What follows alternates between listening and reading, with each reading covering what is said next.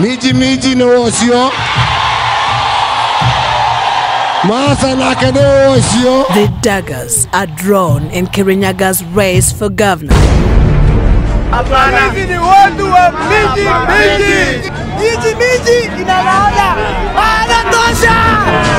Two politically assertive women go eyeball to eyeball. My track record speaks for itself. I'm marketing a record of delivery of service. The rivalry is vicious.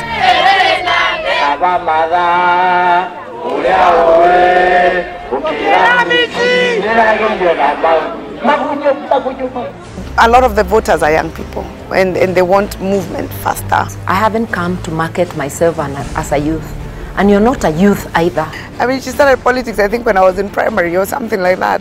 She must be at least 20 years older than me. We are in the same bracket, 50s. And if they are a day less than 50, they will be just on the dot hitting it. The countdown has begun. The stakes are high. This place requires a lot of running and a lot of work. My name is a leopard. Wangari. Gary is a leopard. I got close.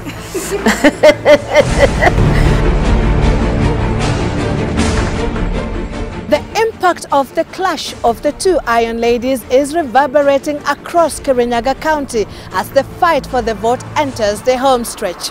They were both powerful cabinet ministers during their respective stints in the Kibaki and Kenyatta regimes. But the fate of their gubernatorial race lies squarely on the feet of the Kirinyaga voters, with President Uhuru Kenyatta having remained neutral, endorsing neither of them. I would not have wanted him to endorse me outrightly and say, because then it brings another conversation altogether and you understand what conversation that would be, an uncomfortable one. I say hats off to the president. He's a man of his word because he came to my party. We pledged to support him and he promised to work with us. That's the commitment he showed.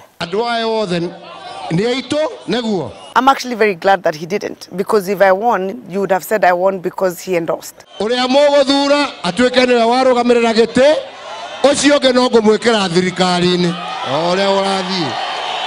He's a smart politician, if you ask me. This way, the president is keeping his important allies happy, and he stands to reap the bonus of locking Waiguru's Jubilee supporters and Martha's Kenya diehards in his vote basket. It's a chilly Friday morning, but the campaign trail is heating up. Both, determined to win the hearts and minds of the Kirinyaga voter, are going to the trenches to hunt for votes.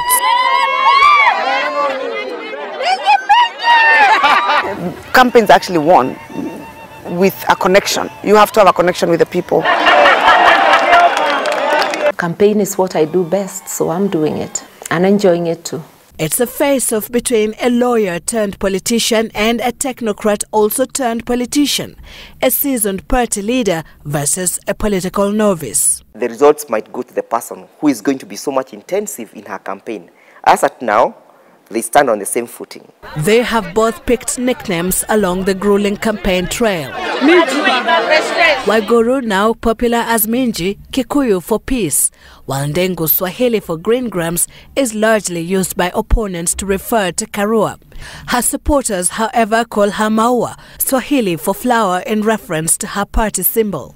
Minji ni kitu nyololo na ni kitu mzuri, ni tamu ya ni jua. Lakini sasa Ndengo unakuta kugundua katika Ndengo kuna zile zinaitwa zile nemakobea, si unaona zile zenye hivi kwa haraka. Hatutaki mtu akukuja kufuzwa kazi, tunataka mtu anajua kazi. Kwa hivyo tunasema mother tosha. She's been around for 20 years. You know how it is. Even presidents are given 2 terms. For those who dare say that in 20 years she has done nothing, especially female competition, please pause there and ask yourself whether your candidature would have been were it not for Martha Karua's pioneering. Ask whether you would have gotten a plum government job were it not for Martha Karua and others writing it in the Constitution. They are both banking on their CVs as former senior government officials to propel them to the seat of governor. Kirinyaga is a largely agrarian community, popular especially for its rice production in Mwea, besides coffee and tea. Farmers are arguably the largest voter bloc, and hence the intense focus on improving the sector in the manifestos of both camps. Other priority areas for both candidates include expanding the road network, improving health services, education and water. I understand how to link the national government and the county government to ensure that you actually deliver for the people of Kirinyaga. The new constitution that has brought devolution, I'm one of the key architects of that constitution. My track record speaks for itself. For example, the IFMI system, which up to today is the system that the government uses to disburse money for the last 5 years. That was an initiative that I drove at the Treasury. As a minister, Huduma centers, which have been given international accolades by the United Nations and the African Public Service Awards, #1 again. Last year I was awarded Water Ambassador by the Ministry of Water. 11 years since I left the Ministry of Water, where I only worked for 3 years, but transformed and rolled out water sector reforms. Had I messed, the mess should also be mine. Karua hopes integrity will be her trump card.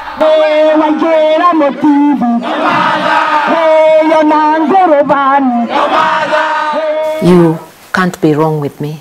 Don't gamble, and don't gamble with people who have been unable to look after public resources. You know, it's not us who tell Kirinyaga people that I am. They decide for you because they're the ones who vote. And they made that statement very clear at nomination. And we anticipate they will make the same statement. Unajua Waiguru ana skando. Na tukimweka pale katika account, ile pesa hatujui kama tutaziona. Lavu tatakula. Yes, there was a scandal. There was a scandal which I am the person who whistle blew. People were taken to court. Money was recovered. Nobody wants to listen to that. So I don't want to focus on NYS. And you can tell even by the ground, people can tell what is politics and what is a fact. And it hasn't touched me anywhere. Kama angekuwa amekamatwa nayo, angekuwa kwa cell. Ama sio? Ndio. Angekuwa kotini ama angekuwa ndani. I liken it to a shepherd, somebody who's given 10 goats to go and look after by the owner.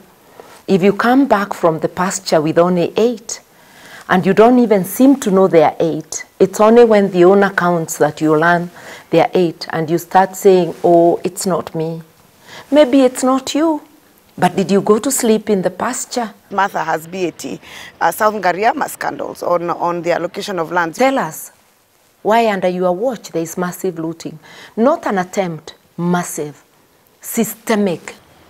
There is no ministry that doesn't have a question with regard to audit.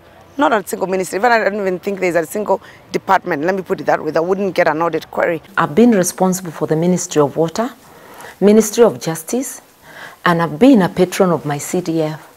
Money has not been lost.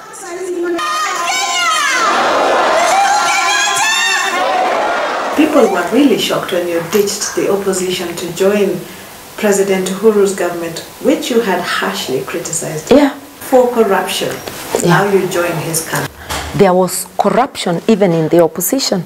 I do remember one time we were in an opposition rally, and I was unable to talk about corruption because I was standing all around me at the podium were people who were prime suspects in the various. So let us also be very frank and let Kenyans know there is no camp of angels. Tactically, I think Martha made the wrong decision to run for governor. That's my opinion as Anne.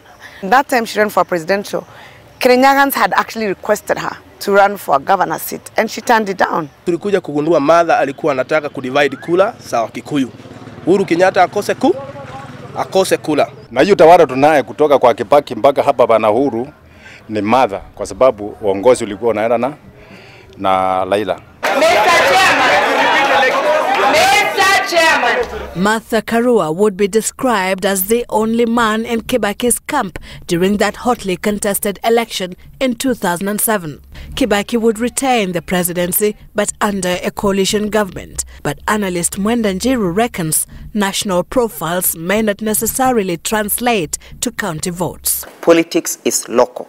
That both of them can perfectly fit the governor's shoe is not in dispute, but Njiru believes the choice of running mate may settle the contest. The running mate is perceived as a person who is going to bring you a block vote. Karua, Waiguru and the incumbent Joseph Ndathi hail from Gishugu constituency. The trio are likely to share the 85,000 votes in the constituency. Kirinyaga Central holds 76,000 votes, and Ndia 66,000. With 122,000 votes, Mwea is the most populous. Mwea was a settlement scheme. So there are those people from Ndia who went down and settled in Mwea, and there are those people from Gishugu who went and settled down in Mwea.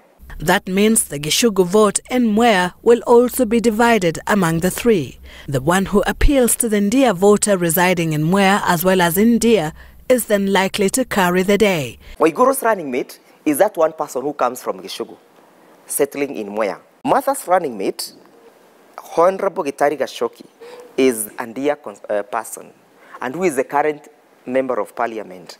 If the people of Ndia feels that they have a running mate, they are marginalized, and the only position they have been given is that of a running mate, then they might vote in support of that running mate because that's the only position they have. But should the electorate vote 6-piece, meaning choose candidates from the president's Jubilee party all the way to member of county assembly, then Waiguru could run with it.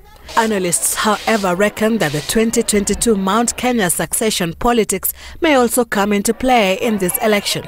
Voters may also be making a decision on who between Martha Karua and Anne Waiguru would be the potential central Kenya kingpin after Kenyatta exits active politics.